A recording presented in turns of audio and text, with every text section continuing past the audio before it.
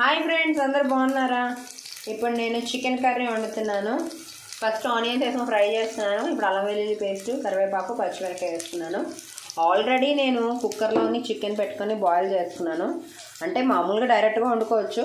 నాకు ఎందుకు ఈరోజు ఇలా చేయాలనిపించింది, అందుకే ఇలా చేశాను. ఇప్పుడు దీంట్లో వేసేసుకుందాం.